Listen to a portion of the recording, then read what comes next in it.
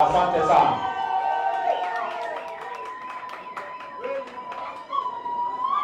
Naomba tukae tafadhali.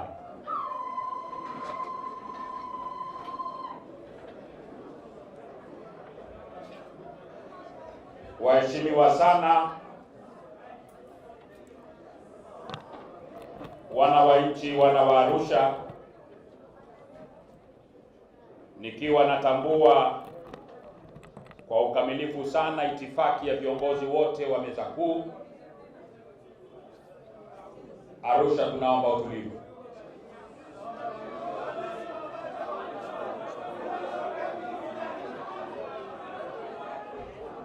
Tunaomba utulivu ili waandishi wa habari waweze kuseti mitambo yao, kisha tutawaomba wasogee pembeni ili Watanzania wengine nao waweze kupata fursa ya kuwasikiliza. Kwa hiyo tunawaomba waandishi wa habari mjitahidi ili muweze kuseti mitambo yetu. Ukumbi wetu sio mpana sana, tuwavumilie waweze kuwahabarisha Watanzania wenzetu. Ndugu zangu, wapiganaji wenzangu wa Arusha, ndugu zangu wana Chadema, nimesema tumejifunza mengi kwenye utawala wa Magufuli. Miongoni mwa mambo tuliyojifunza ni hatari za kuwa tegemezi. Hakuna kitu kibaya katika maisha, sio tu ya familia wala sio tu ya taasisi, hata vyama vya siasa, hata serikali, kama kuwa tegemezi. Chama chetu tulikianza kama chama ambacho kwa kiwango kikubwa kiliendeshwa na nguvu za wanachama wenyewe. Baadaye tukaanza kupata support ya serikali kwa maana ya ruzuku, na ruzuku hii ikawa inakuja na majungu mengi na fitina nyingi. Tulipofika uchaguzi wa mwaka 2020 wakatupora uchaguzi. Kama haki ingetendeka kwenye nchi yetu, tulikuwa tunakwenda kuunda serikali. Kwa hiyo kama ni ruzuku, tungepata ruzuku zaidi ya shilingi bilioni 1. Wakapora uchaguzi, wakapora kura, wakapora wabunge, na kama una wabunge wachache unapata ruzuku kidogo. Kama umeachiwa vikura vichache hapo unapata ruzuku. Maana ruzuku ya vyama vya siasa inatokana na wingi wa kura ulizopata kwenye ubunge na idadi ya wabunge na madiwani, ndio wanaokupa ruzuku. Kwa hiyo kwa kile kidogo walichoamua kutuachia, wakatuambia ruzuku yetu kwa mwezi ni shilingi milioni 140. Sisi hatukwenda kwenye siasa kutafuta ruzuku. Tulikwenda kwenye siasa kutafuta uongozi, na uongozi wa haki. Kama chama tulisema ruzuku ya milioni 140 na wabunge 19 wa viti maalum kwenye uchaguzi uliopora haki za wananchi hatuwezi kukubali. Ulikuwa uamuzi mgumu sana. Viongozi wetu wengi walitamani tuchukue angalau hiyo ruzuku kidogo. Nikawaambia tukianza kula vya haramu, tutakula vya haramu milele. Wananiambia, mwenyekiti, Mbowe, misimamo yako mikali. Nikawaambia kama mnataka misimamo laini, naomba mimi nijiuzuru. Tunahitaji tupewe ambacho ni haki yetu, sio cha kupewa zawadi. Demokrasia huwezi kuijenga kwa kupewa zawadi na bakshishi. Unasimama umenyoka. Ndio siri ya mafanikio ya chama chetu. Misimamo yetu ni mikali, ina maumivu. Hawa makamanda hawajaona mishahara miezi 6. lakini wanasonga, tuna watoto wao wanaenda shule na kula, wanakulaje sasa huko? Watajaza kila mtu na familia yake. Tukiwa vitani hatuulizani kama watoto wako nyumbani wamekula, tunaendelea na nini? Tunasongesha. Kwa tulikataa ruzuku. Lakini lazima Chadema tutambue siku zote kwamba utegemezi unalemaza. Hata wewe ukiwa na watoto, kila akilia unampa nguo, akilia unampa pesa, unampa chakula, unampa gari, anakuwa zuzu. Uongo kweli? Kwa hiyo njia mojawapo ya kuimarisha Chadema leo ni kukifanya Chadema chama kinachodai haki kwenye nchi yetu kiwe chama kenye uwezo wa kujitegemea.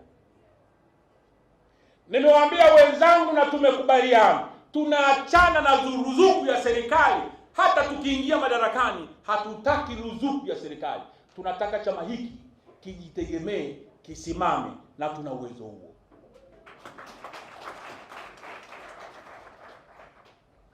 Tunafanyaje? Kama uongozi wa chama tumekichambua chama kwa kina,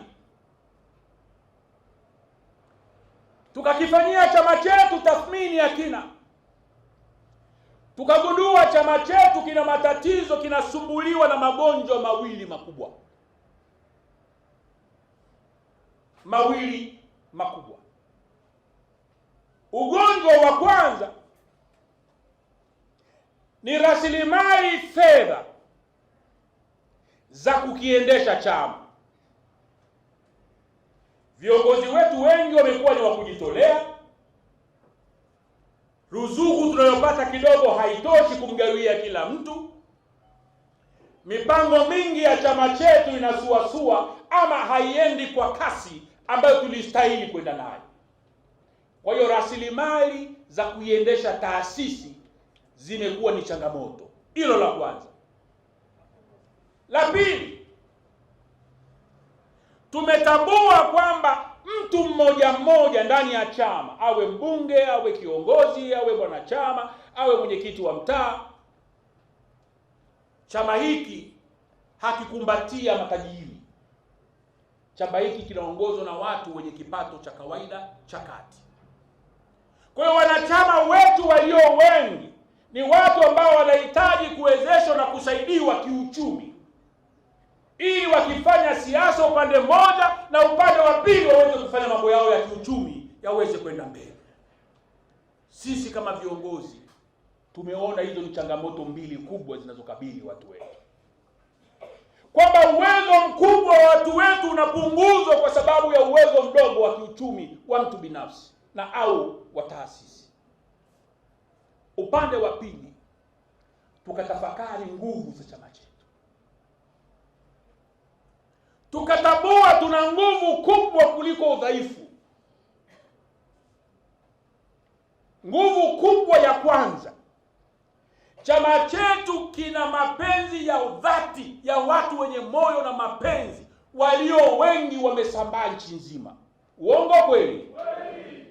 Hii ni nguvu ambayo hakuna taasisi yoyote, nikiacha taasisi za dini, taasisi za kijamii, hakuna nchi taasisi ya kijamii ambayo sio ya kidini yenye idadi ya wanachama na wapenzi na watu wanaoitakia mema kuliko Chadema leo.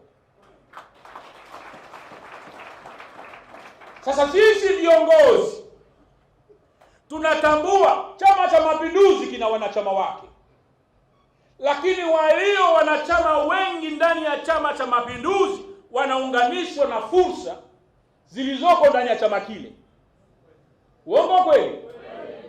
Wanachadema hawana fursa, wakija Chadema ni maumivu. Uongo kweli? Hiyo kwetu ni hazina na nguvu ya kimungu. Kwa hiyo tukajiuliza viongozi, tuna watu wengi wana nguvu kwa mamilioni. Tuna wanachama zaidi ya milioni 7 leo, lakini tunaweza kuwaongeza wakafika milioni 10 mpaka 15. tunawageuzaje wingi huu, nguvu hii ya mfano wa Mungu kuwa rasilimali kwa kiendesha chama chetu? Tunageuzaje umoja wetu huu kujionyesha nguvu yetu ambayo inaweza kubadilisha chochote tunachokihitaji kwenye nchi hii, ikiwemo hiyo katiba tunaizungumza? Ni kwa sababu tumefanya siasa tukasahau kazi moja kubwa ya msingi ya kuimarisha muungano wetu na tuwekee mifumo ya kutafsiri kuwa fedha au rasilimali za kuiendesha siasa, tena siasa safi kwa nchi yetu. Kwa tukaja na solution mbili za hayo matatizo. Leo tunazindua solution ya kwanza. Solution ya kwanza, tukaja na mpango unaoitwa Chadema Digital, chama kujiendesha kidijitali. Nitauelezea mpango huu, tunauzindua rasmi leo Arusha. Mpango wa pili unaitwa Chadema Digital SACCOS, kwamba bado haujakamilika, tunaufanyia kazi. Tutauzindua tukishamaliza kuzindua huu mpango nchi nzima. Mpango wa pili utakaofuata ni Chadema Digital SACCOS. Kama tuna wanachama milioni 1, kila mwanachama akajiunga na SACCOS ya chama akatoa shilingi 10,000, maana yake tunakusanya bilioni 10. Tukiwa na wanachama milioni 10, kila mmoja akatoa, hata sio bilioni 10, tuna wanachama milioni 10, sawa, milioni 2 tu au milioni 3 wakaamua kuchanga 10,000. Kama ni watu milioni 3 watajiunga na SACCOS ya chama kwa shilingi 10,000, watu milioni 3 ni shilingi bilioni 30. Tuna uwezo wa kuanzisha microfinance yetu ya chama.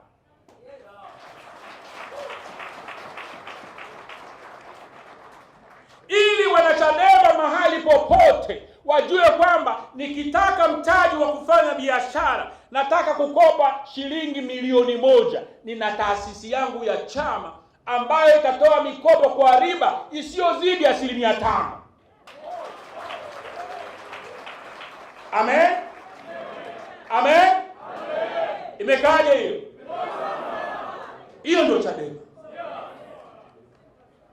Sasa hayo ni mambo yanapikwa, lakini mambo haya tumeweza kuyafanya kwa kiwango hiki baada ya kuamua tutajitegemea. Tukakataa utegemezi wa serikali, pesa yenye majungu. Hiyo pesa kila siku naambia ni Mbowe anakula. Mbowe kala ruzuku, Mbowe kala mshahara, Mbowe kala hivi. Mbowe sijalipwa mshahara miaka 30 na chama hiki, lakini kila wizi wa Chadema ni Mbowe. Mchaga, mchagua mwenyekiti Mchaga, mnategemeana. Lakini umbea wao haujanivunja moyo, umbea wao umenitia nguvu, kwa sababu najua mimi ni msafi. Ningekuwa mchafu chini ya utawala wa Magufuli, ningekuwa nishafia gerezani. Kwa hiyo hayo ni mambo mawili makubwa ambayo chama hiki kinafanya. Sasa leo tuache habari ya SACCOS. Habari ya microfinance ya Chadema tuiache. Tunataka tuwaonyeshe CCM namna watu wanaweza kufanya kazi kisayansi.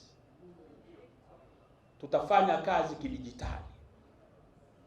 Sasa nizungumzie Chadema Digital ambayo tunaizindua leo. Kwanza tumeamua tuifanyie majaribio.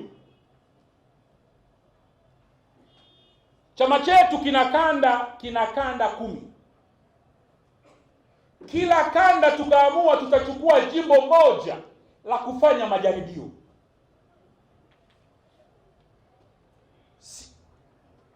Kanda ya kaskazini ambayo ndio kanda ya kwanza kuja, tumeanzia Arusha mjini. Kwa hiyo Arusha mjini, jimbo lenu ndio linakuwa jimbo la kwanza kuzindua mpango wa Chadema Digital Tanzania nzima. Tukitoka kanda ya kaskazini, tumeingia juzi, tumefanya mikutano ya viongozi wote wa kanda ya kaskazini. Jana tukatawanyika, baadhi ya viongozi wakaenda Tanga, wengine wamekwenda Kilimanjaro, mimi nilikuwa ukumbi huu, wengine wamekwenda Manyara. Leo tunarudi tunazindua katika jimbo la Arusha mjini wote kwa pamoja. Tukimaliza usiku huu, watu wanaitafuta Shinyanga. Lakini tukitafuta Shinyanga, tunakwenda kueneza injili ya Chadema huko, tunaacha makamanda wengine wanapambana na ninyi mtaa kwa mtaa, kata kwa kata, mpaka malengo tufikie. Amen. Sasa niwaambie tunakwenda kufanya nini? Peoples. Arusha mjini. Arusha mjini ni jimbo ambalo sisi Chadema tuna imani na ninyi mna imani. Zaidi ya 60% ya wakazi wake ni wanachadema. Uongo kweli? Uongo kweli? Katika idadi hiyo ya wanachadema, Arusha mjini inawapiga kura 374,281 ambao tuna hakika zaidi ya nusu ni watu wa mapipo. Uongo kweli? Lakini wanachama wetu hawa wanajiona wanyonge, na wanajiona wanyonge kwa sababu hatujawahi kuwapa mfumo wa kufungamana na kushikamana kama chama kimoja. Wengi wetu tuko Chadema, hata tukiulizana kwenye ukumbi huu ambao ninyi ni viongozi, ni wangapi miongoni mwenu mmelipa ada ya wanachama ya Chadema kwa mwaka? Hebu waliolipa waliosha kidole juu. Angalia. Sasa hawa ni viongozi. Ada ya Chadema kwa mwaka ni shilingi ngapi? Shilingi ngapi? Sasa unaona viongozi wanakuambia 1,000 na maana hata inalipwa shilingi ngapi hawajui. Lakini wanakipenda chama. Mkutano mkuu wa chama chetu mwaka jana uliamua fedha ya kulipa kila mwanachama kwa chama ni shilingi 2,500. Naomba niulize kwenye uwanja huu, ni wangapi miongoni mwenu wakilipa shilingi 2,500 kwa mwaka watoto wake watakufa njaa nyumbani? Kuna mwanachadema leo ambaye atashindwa kulipa shilingi 2,500 kwa mwaka mzima kwa chama hiki? Yupo? Hakuna. Sasa kwa huu mwezi mmoja tunaokuja Arusha, kwa mwezi mmoja tunaokuja wapi? Arusha. Kuanzia leo, vijana, kina mama, viongozi wa kanda, wa mkoa, wa jimbo, wa kata, tutashuka mitaani. Tuna kata 25, tutapita nyumba kwa nyumba, kijiwe kwa kijiwe, kanisa kwa msikiti. Mnanielewa jamani? Tunawatafuta wanachadema, wanachama wote wa chama hiki nchi nzima, kuanzia Mbowe mpaka mwanachama kawaida, tutaandikishwa upya kidijitali. Kwa hiyo kama ulikuwa na kadi yako ya zamani unaiweka kwenye maktaba yako ya nyumbani, hiyo ni hifadhi yako ya historia. Tunakwenda kutoa kadi mpya za chama chetu, kadi za kidijitali. Mnakumbuka mwaka jana na mwaka juzi tulifanya Chadema ni msingi. Leo tunakuja kufanya Chadema kidijitali. Nitafafanua. Tunakwenda kuanzisha kadi za aina 5 kwenye chama chetu. Wewe mwenyewe utajipanga uwe na kadi ya level gani. Lakini wanachama wa kikatiba unaanzia kwenye ile kadi ya chini kabisa. Mna kadi za ATM nyie? Kadi za benki kama hizi. Zile za ATM zile. Kwa hiyo wewe unasema mimi mwanachadema bwana, mimi najiamini na kipenda chama changu. Mambo ya kadi ya shilingi 2500 hiyo ya watoto wa shule. Mimi nipe kadi ya silver ya kibenki ile 25,000 kwa mwaka. Itawashinda makamanda? Wangapi umesema 25? Poa. Haya, unaona sasa? Pesa ziko huku, tunalalamika tunakungojea ruzuku ya serikali. Sasa na nyinyi hao 25 mnajinoma noma, mnajiwaya kwa wengine wanasema hakuna. Mimi nakwenda madaraja ya juu zaidi. Wanapenda kwa ni gold card. Kwa hiyo ukiwa na kadi ya kigold hiyo, hata ukikana wenzako kuonyesha mimi ni member wa gold, au wanakupisha kiti cha mbele mzee. Si unajua tena michango hiyo ndio. Kwa jamii ukiwa mtu kutoa michango ya wapika unapisha kiti. Na ndio karibu shikamoo mtoto, njoo kae huku. Unakumbuka gold card. Amen. Hiyo gold card hiyo kwa mwaka ni shilingi 50,000. 50,000. Haya, nitaona kama vidole vitashuka ama vitaongezeka. Wangapi mnaomba huo 50,000 kwa mwaka? Unaona Arusha mko vizuri je? Okay. Tuendelee. Nataka hivi. Acheni hizo. Okay. Daraja linalofuata ni kadi inaitwa platinum. Platinum ni madini yenye gharama kuliko dhahabu. Maka hivi viwango tumeviweka kwa madini ya chuma. Tukaanza na silver ambayo ni fedha, tukaja gold ambayo ni dhahabu, tunakuja platinum. Haya madini ni rare. Mtu ukiwa na platinum kadi unalipa shilingi 100,000 kwenye chama kwa mwaka. Tutaheshimiana tu, tutapishana viti tu. Peoples. Jamani, mnapenda mpango huu wala tuuache? Wangapi unasema unakubali wote mbele juu? Okay. Sasa hiyo ni platinum.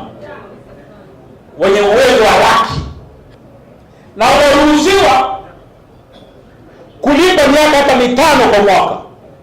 Yaani ukalipia miaka 5, shilingi 500,000. Lakini uruhusiwi kulipa miaka 10, mwisho ni miaka 5. Kila baada ya miaka 5 tutahakiki tena mambo ya kadi, kwa sababu ni mapato makubwa ya fedha za chama tumekuwa tunayapoteza. Sasa mnaweza kuona ile platinum. Wangapi wana kifua cha platinum hapa? Kuna watu wabichi. Wapo bado bwana. Wapo. Asanteni sana. Tuendelee bichi hapo.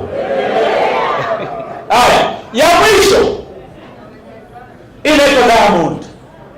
Yaani hiyo ni almasi. Hakuna madini yenye thamani kuliko almasi.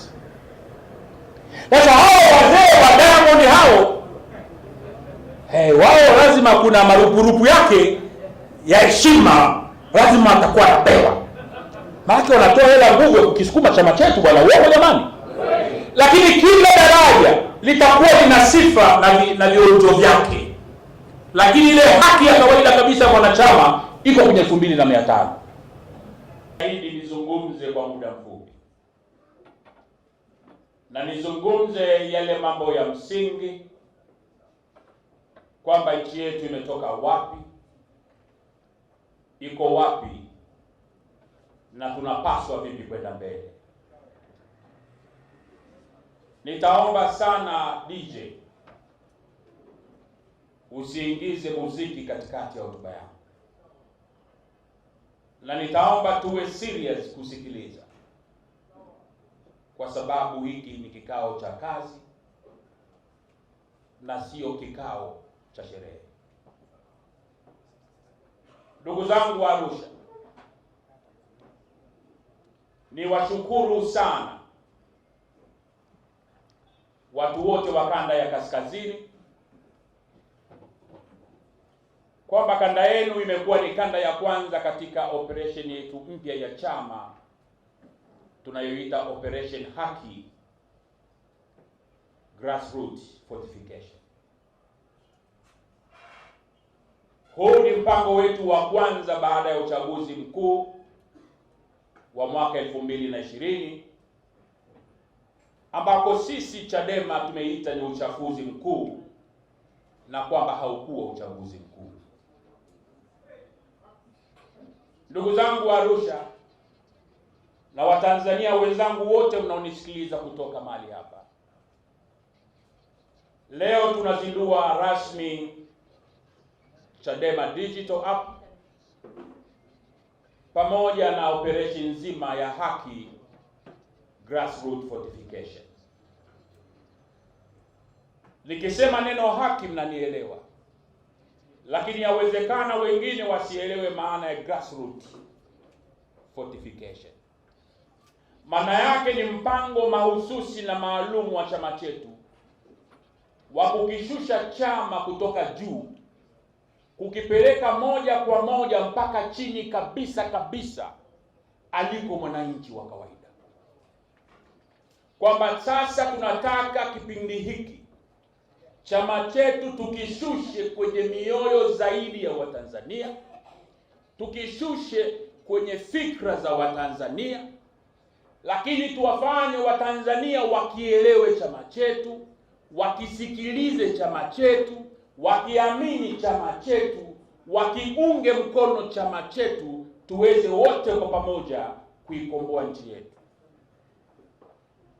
Ndugu zangu wa Tanzania, tumefika hatua hii kama sehemu ya ujenzi wa chama chetu, lakini kipekee kabisa tumelazimika kufika hatua hii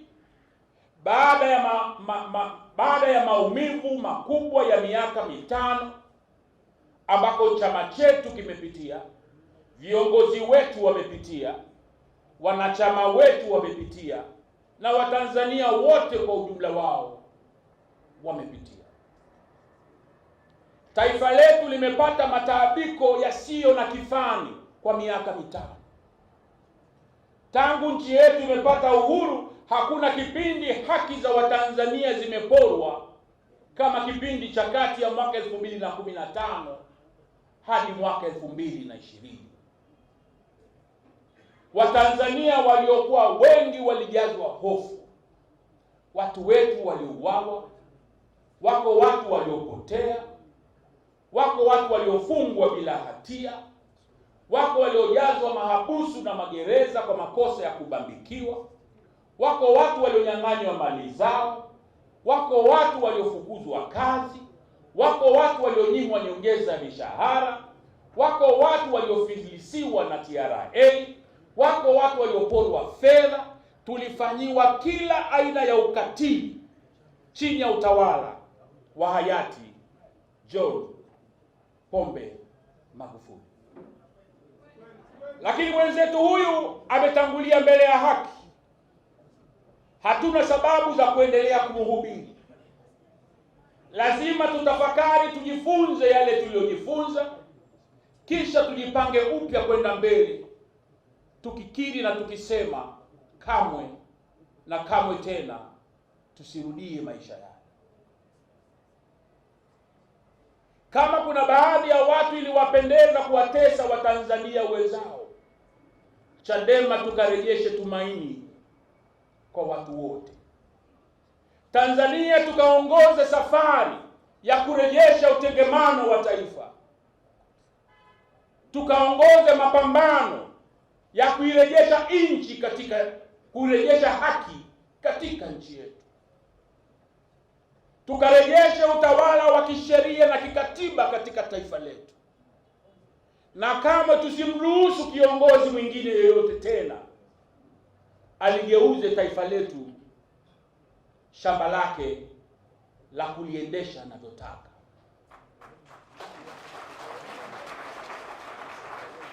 Chadema tukaongoze mapambano ya kuambia Watanzania wenzetu, tuwaonye viongozi wetu bila kujali viongozi wa chama gani, wawe viongozi wa Chadema, wawe viongozi wa CCM ama chama chochote cha siasa, kwamba tusikubali tena nchi yetu ikaongozwe na mapenzi ya mtu. Nchi hii wakati wote wa chama chochote ikaongozwe kwa misingi ya sheria, kanuni na katiba ya nchi yetu. Tusiruhusu tena urais wa kifalme. Tusiruhusu tena kauli za watawala kuwa sheria. Tusiruhusu tena viongozi wetu wakawa na umungu katika uongozi wa nchi yetu. Tusiruhusu viongozi wanaoweza kulichezea bunge letu. Tusiruhusu viongozi wanaweza kuchezea mahakama zetu. Tusiruhusu taasisi zetu za umma zikatumika kama vipandia vya kutekeleza matakwa na mapenzi ya viongozi ambayo ni kinyume na sheria na katiba za nchi yetu. Jambo hili ni wajibu ambao sisi wote kwa pamoja tunapaswa kuubeba. Na sisi kama Chadema tumesema tutatekeleza wajibu huu kwa wivu mkubwa, bila hofu, bila ajizi. Tumepita maumivu mengi, lakini nawaomba wanachadema wenzangu, tusibebe visasi ndani ya roho zetu. Tukaiunde Tanzania, na siku zote Mbowe nimewaambia visasi ni kazi ya Mungu. Watanzania waliomba sana, wa dini zote, Waislamu waliomba na Wakristo waliomba, walioipenda haki katika nchi yetu. Mungu amejibu. Na Mungu wetu mwenye wivu na mapenzi makubwa na watu wake ana njia mbalimbali za kujibu. Sasa namna amejibu Mungu anajua mwenyewe. Mimi sijasema amefanya jambo fulani, nimesema Mungu amejibu. Amen. Amen. Ndugu zangu wa Tanzania, miaka 5 imekwenda kuminya demokrasia ya nchi yetu.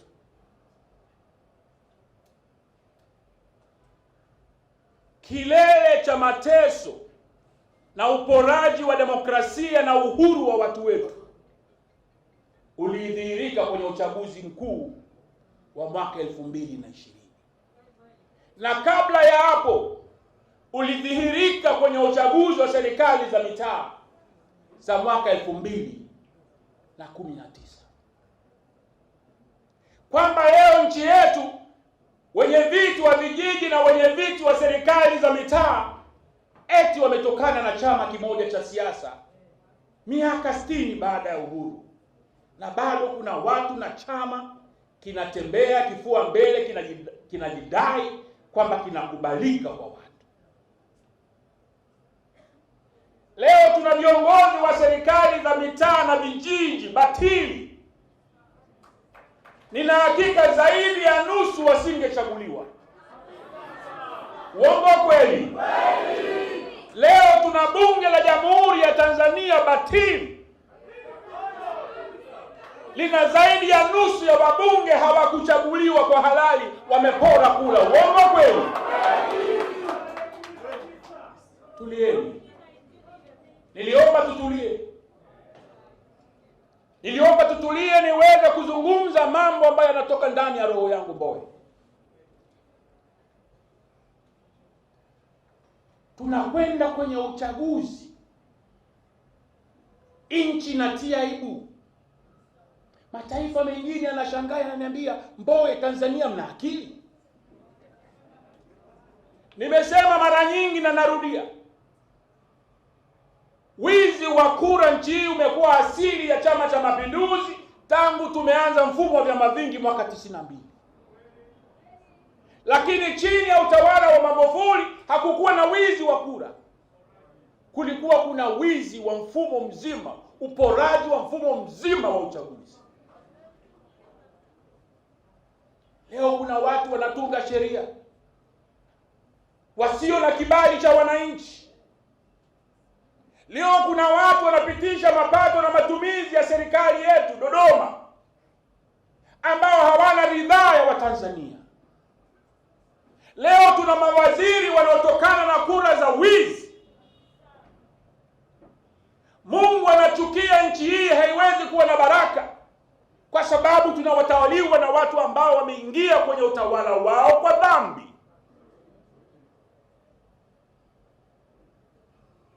Chadema nasema kama kiongozi, na nawaomba wanachadema wenzangu mnielewe. Watanzania wengi mna hasira na mnatamani kulipiza kisasi. Mimi kama kiongozi wenu nasema siku ambako mtageuka kuwa chama cha visasi, kwanza niondoe Mbowe kama mwenyekiti, kwa sababu siwezi kuwa mwenyekiti wa visasi. Lazima tumweke Mungu katika uongozi wetu, na Mungu wetu ametuambia tusiwe watu wa visasi. Tumeambiwa tusamehe mara 70. Hatuwezi kupata baraka za Mungu kwa kumwaga damu za watu. Wako watu wengi wamefanywa visa vingi. Mwenyewe Mbowe amefanywa visa vya kutosha. Lakini niko imara na na amani kuliko jana kwa sababu sijamlipiza mtu kisasi. Ndugu zangu, kila jambo linalotokea kwenye maisha haya lina kusudio la Mungu. Kama sisi tunamwamini Mungu na tukasimama katika misingi ya uadilifu na haki, hatuwezi kuwa watu wa kulipiza kisasi. Tunataka tuwe watu wa kuunganisha taifa na sio watu wa kulisambaratisha taifa. Tunataka tutumie kila mbinu ya kiharakati inayowezekana kuleta mabadiliko chanya katika nchi yetu. Siwaambii mwe waoga. Siwaambii msubiri mpige magoti wakati mnapigwa misumari. Ila nawaambia lazima tutumie mbinu ambazo haziendi kunyima haki kwa Watanzania wenzetu. Kama Watanzania wenzetu walipora haki, sisi tukairejeshe haki kwa makundi yote. Tukafanya ushindani wa haki. Tukafanya ushindani unamjali Mungu, unaothamini ubinadamu wa Watanzania wote. Tukarejeshe furaha na tabasamu kwenye fikra na mioyo ya Watanzania. Tukafanya siasa za ushindani, lakini ushindani wa haki. Hatutegemei na sisi tukaibe kura, lakini hatutakubali tena kuingia kwenye uchaguzi wenye mifumo ya kihuni kama uchaguzi uliofanyika mwaka 2019 na mwaka 2020. Lakini haimaanishi kwamba tutapiga magoti eti tutalia hatushiriki uchaguzi kwa sababu hatuna tume. Tutaitaka tume na tume tutaipata, wapende wasipende, tutaipata tume huru ya uchaguzi.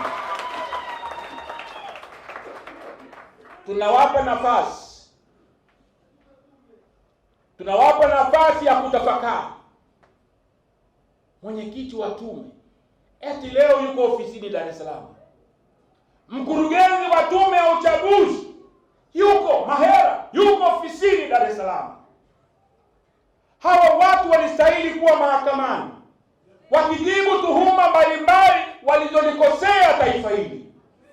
Leo mwenda zake kaenda, wasaidizi wake wapo, tunamsikiliza Madha anatuambia nini? Peoples, ndugu zangu, tuliona uonevu wa viwango vya lami, na jambo hili niliseme leo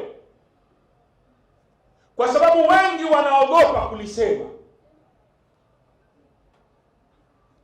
Miaka 5 ya Magufuli, serikali ya CCM chini ya Rais Magufuli ilikuwa na mkakati wa makusudi wa siri wa kuwatesa watu wa kaskazini.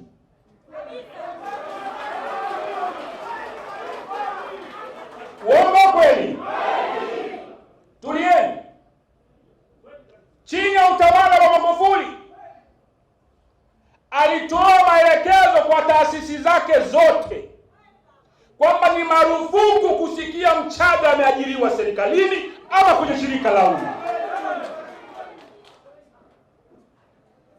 Siasa za kipumbavu, siasa za majitaka. Wachaga kwa miaka 5, mimi ni Mchaga, nawaambia hisia zilizo kwenye mioyo ya ndugu zetu Wachaga. Kwa miaka 5 Wachaga walionekana kama raia wa daraja la 5 kwenye nchi. Walifukuzwa serikalini, waliondolewa kwenye mashirika, biashara zao zilizuiwa, mabiuro yao yalibomolewa, waliteswa sana. Sitaki kuongea mengi. Na yeye Magufuli akiamini kwamba watu walioamini ni wa kabila lake ndio wanastahili kupewa kila nafasi kubwa ya uongozi katika nchi yetu. Naomba niweke msimamo wa Chadema. Chama hiki ni cha Watanzania wote, wa makabila yote, wa dini zote, wa rangi zote. Siku zote tutasimamia katika haki za watu wote.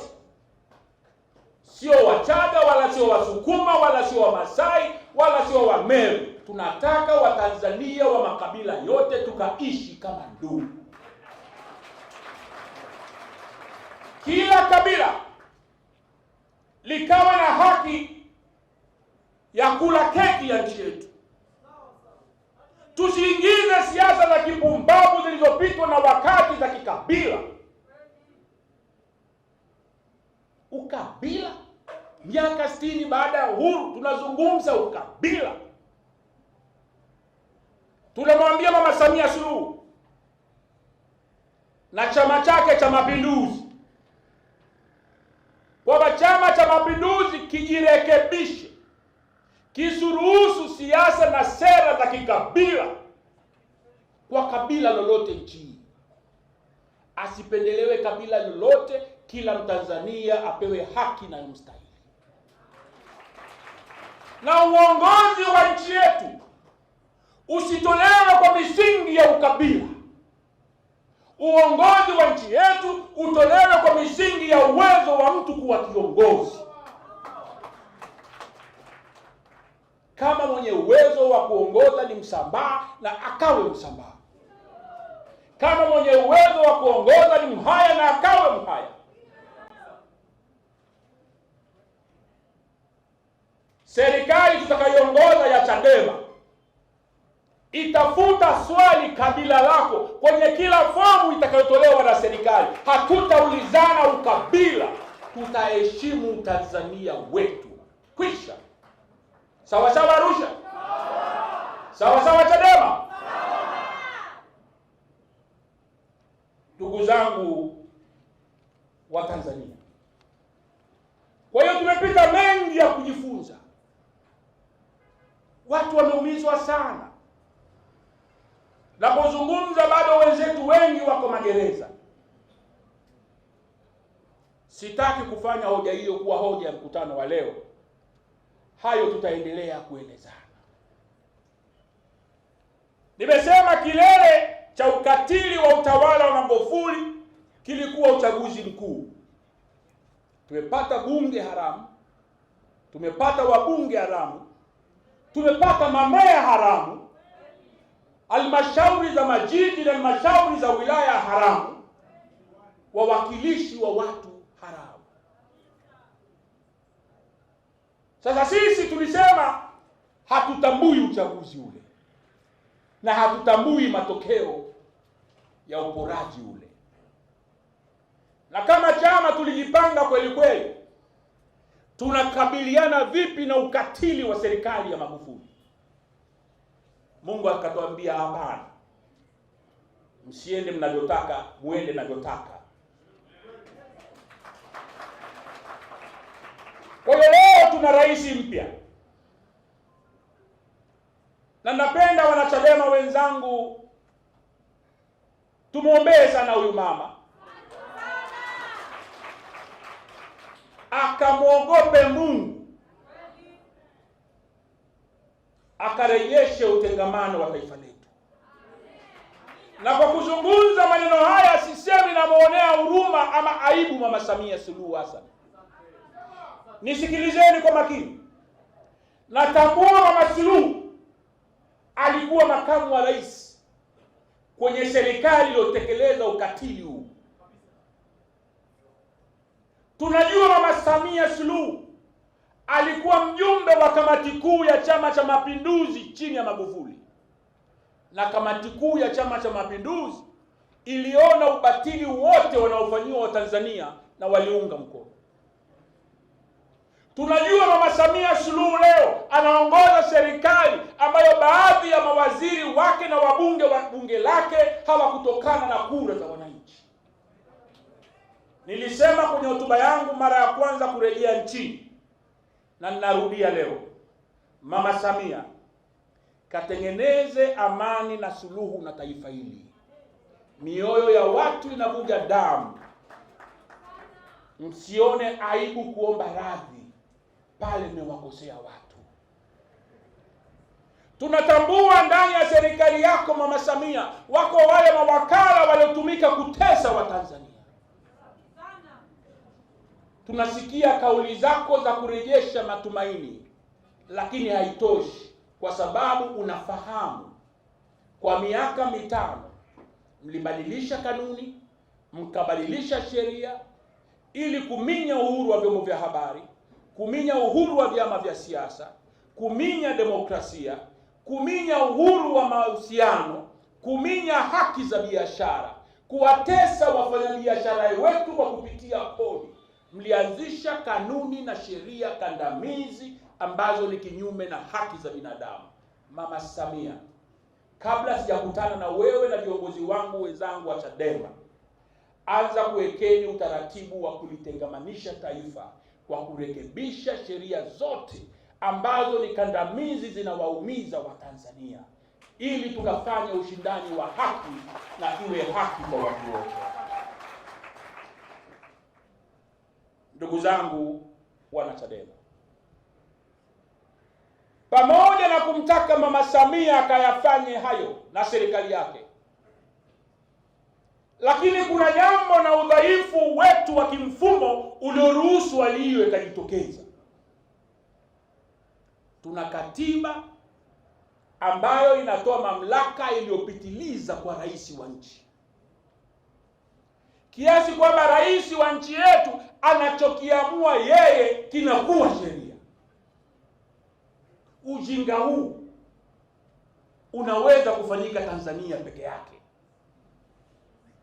kwamba kauli ya Magufuli inakuwa ni sheria ya nchi. Ndugu zangu wa Tanzania, tangu leo natangaza sitaki kuona vyama vya siasa vikifanya mikutano hapa, ni kazi tu. Na watu wazima na wababa wazima na akili zao, hapa kazi tu. Unazuia vyama vya siasa ambavyo vimeruhusiwa kikatiba. Unavunja katiba ulioapa kuilinda, na inakuwa sheria miaka 5. Mapolisi na manyota yao yanasimamia sheria ya batili. Nchi gani? Lakini sheria yetu imempa rais mamlaka yaliyopitiliza. Rais anaweza kuamua na hahitaji ushauri wa mtu yeyote. Katiba imeandika hivyo. Nikiamua leo Mbowe, mke wangu mama, unakuja hapo na kuwa waziri mkuu ama na kufanya waziri, hewala bwana. Kwa hiyo rais wetu hana mamlaka yoyote inayomzuia ama kumhoji. Ujinga huo lazima ufike mwisho. Hatutaukubali kwa serikali ya Chadema, hatutaukubali kwa serikali ya chama chochote. Katiba yetu imekuza kiongozi, haijakuza taasisi za nchi. Ndio sababu wakati wa Magufuli ukipeleka kesi yoyote ya kisiasa mahakamani, hata mahakama kuu, huwezi kupewa haki mtu wa Chadema. Mahakama zimetuonea kwa sababu ya kumwogopa Magufuli, kwa sababu yeye ndo anayeteua majaji wote, majaji wa mahakama ya rufaa, anaamua yeye na hakuna wa kumuuliza. Angalieni mfano wa jirani zetu wa Kenya. Kenya wakitaka kumteua jaji, anahojiwa, anawekwa kitimoto.